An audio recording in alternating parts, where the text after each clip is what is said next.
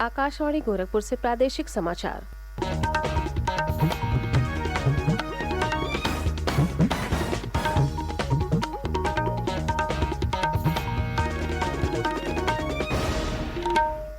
नमस्कार। समाचार बुलेटिन के साथ मैं सोनी निगम। पहले मुख्य समाचार। मैनपुरी लोकसभा तथा रामपुर और खतौली विधानसभा उपचुनाव के लिए अब से कुछ देर पहले कड़ी सुरक्षा के बीच मतदान हुआ शुरू। मुख्यमंत्री योगी आदित्यनाथ ने गोरखपुर में 950 करोड़ रुपए लागत की विभिन्न विकास परियोजनाओं का किया शिलान्यास।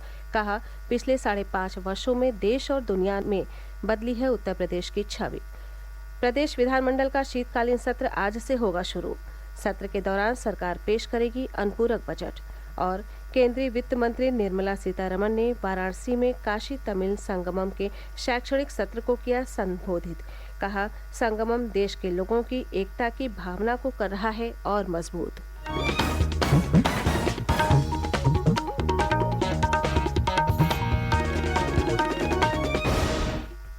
अब समाचार विस्तार से। मैनपुरी लोकसभा तथा रामपुर और खतौली विधानसभा सीटों पर हो रहे उपचुनाव में मतदान अब से थोड़ी देर पहले कड़ी सुरक्षा व्यवस्था के बीच शुरू हो गया। लोग सुबह से ही कतार में लगकर मतदान के माध्यम से लोकतंत्र के इस पर्व में अपनी भागीदारी सुनिश्चित कर रहे हैं। इससे पहले चुनाव की तैयारियां कल शाम तक ही पूरी कर ली गई थी। पोलिंग पार्टियों ने भी मतदेय स्थलों पर पहुंचकर अपनी अपनी जिम्मेदारी संभाल ली थी। इस चुनाव की मतगणना 8 दिसंबर को होगी। मुलायम सिंह यादव के निधन के बाद रिक्त हुई मैनपुरी लोकसभा सीट पर समाजवादी पार्टी से डिम्पल यादव और भारतीय जनता पार्टी से रघुराज सिंह शाक्य चुनाव मैदान में हैं। 4 अन्य प्रत्याशी भी चुनाव लड़ रहे हैं। मैनपुरी उपचुनाव में 17,50,000 मतदाता आज इन प्रत्याशियों के भाग्य का फैसला करेंगे। रामपुर विधानसभा उपचुनाव में भाजपा प्रत्याशी आकाश सक्सेना और सपा प्रत्याशी आसिम राजा सहित 10 उम्मीदवार चुनाव मैदान में हैं। वहां 3,88,994 मतदाता आज अपने मताधिकार का प्रयोग करेंगे। मुजफ्फरनगर की खतौली विधानसभा सीट पर भाजपा की राजकुमारी सैनी तथा रालोद सपा गठबंधन के प्रत्याशी मदन भैया सहित 14 प्रत्याशी मैदान में हैं। खतौली में 3,12,446 मतदाता कल 369 बूथों पर वोट डालेंगे। कांग्रेस और बसपा ने उपचुनाव में अपने प्रत्याशी नहीं उतारे हैं।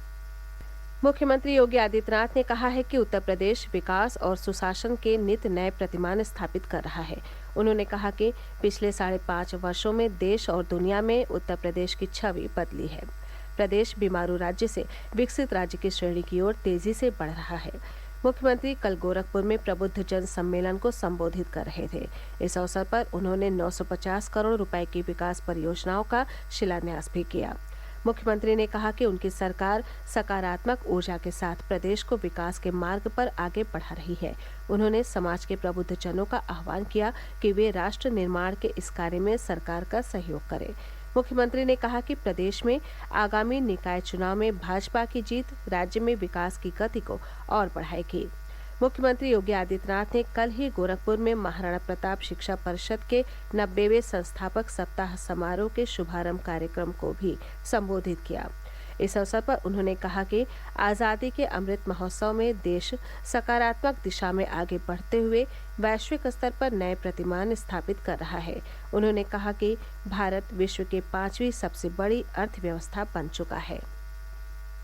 भारत के 135 करोड़ की आबादी के लिए इससे बड़ी गौरव की बात क्या हो सकती है कि जो ब्रिटेन भारत पर लगभग 200 वर्षों तक जिसने शासन किया था, उस ब्रिटेन को पछाड़ करके भारत आज 5वीं बड़ी अर्थव्यवस्था के रूप में अपने आप को स्थापित किया है। दुनिया के अंदर वैश्विक मंच पर बढ़ते हुए भारत की प्रतिष्ठा आज इसका प्रमाण है।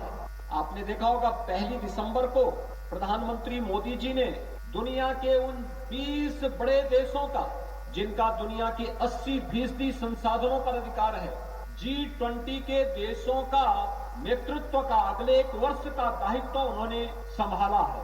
ये वैश्विक मंच पर भारत की बढ़ती हुई प्रतिष्ठा का और भारत नेतृत्वकर्ता के रूप में अब दुनिया को भी मार्गदर्शन करेगा, उस भूमिका के रूप में आज भारत दिखाई दे रहा है।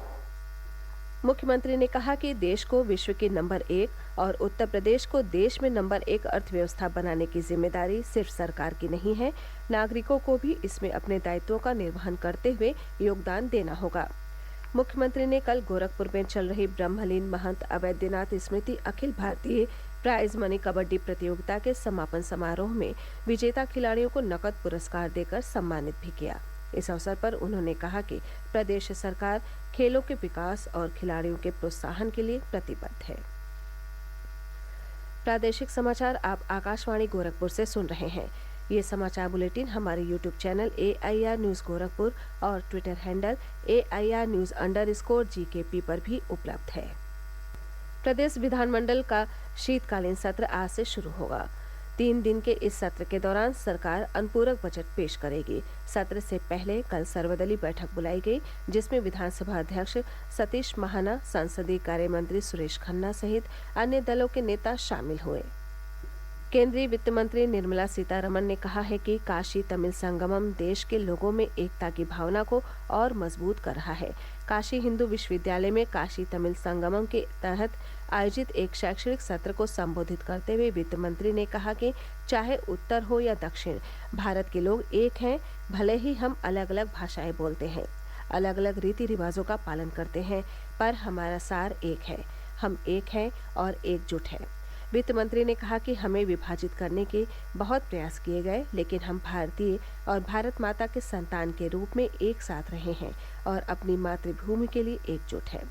काशी और तमिलनाडु के प्राचीन संबंधों पर प्रकाश डालते हुए उन्होंने कहा कि दोनों ही ज्ञान की भूमि रहे हैं। उन्होंने इस आयोजन के लिए प्रधानमंत्री नरेंद्र मोदी का आभार जताते हुए कहा कि एक भारत श्रेष्ठ भारत के प्रधानमंत्री के विचार के तहत संगमम 2 विविध और समृद्ध संस्कृतियों के मिलन बिंदु के रूप में काम कर रहा है।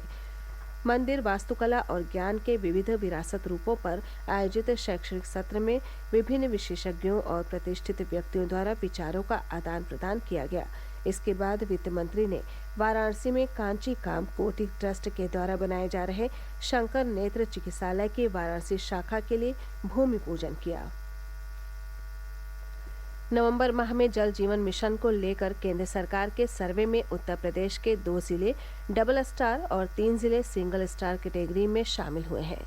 महोबा और मिर्जापुर ने 2 स्टार के साथ परफॉर्मेंस श्रेणी में स्थान बनाया है। ये दोनों जिले फास्टेस्ट मूविंग और बेस्ट परफॉर्मिंग जिलों की श्रेणी में पहले और दूसरे पायदान पर है। सिंगल स्टार के साथ एक्सपीरियंट श्रेणी में बुंदेलखंड के चित्रकूट और झांसी के साथ शाहजहांपुर का कब्जा बना है।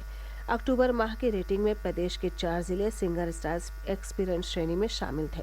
राज्य को लगातार मिल रही उपलब्धि पर जल शक्ति मंत्री स्वतंत्र देव सिंह ने नमामि गंगे और ग्रामीण जलापूर्ति विभाग की पूरी टीम को बधाई दी है।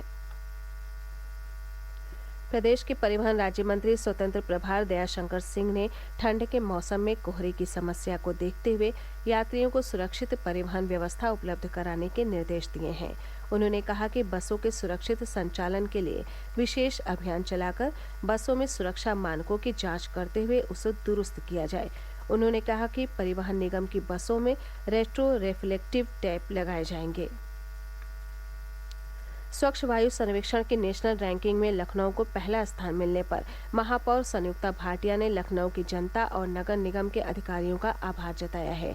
लखनऊ में कल संवाददाताओं से बातचीत में उन्होंने बताया कि स्मार्ट सिटी की रैंकिंग में 269वें स्थान से लखनऊ 17वें नंबर पर आ गया है। महापौर ने कहा कि नगर निगम लगातार शहर को सुंदर बनाने और साफ रखने का काम कर रहा है। सड़क निर्माण के साथ फुटपाथ का भी निर्माण तेजी से किया जा रहा है।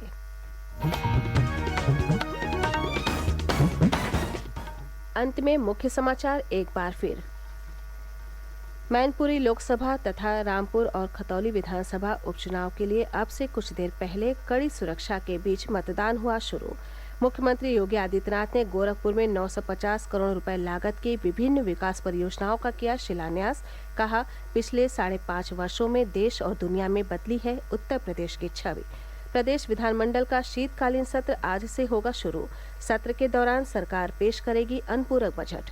और केंद्रीय वित्त मंत्री निर्मला सीतारमण ने वाराणसी में काशी तमिल संगमम के शैक्षणिक सत्र को किया संबोधित। कहा, संगमम देश के लोगों की एकता की भावना को कर रहा है और मजबूत। इसी के साथ ये समाचार बुलेटिन समाप्त हुआ। नमस्कार।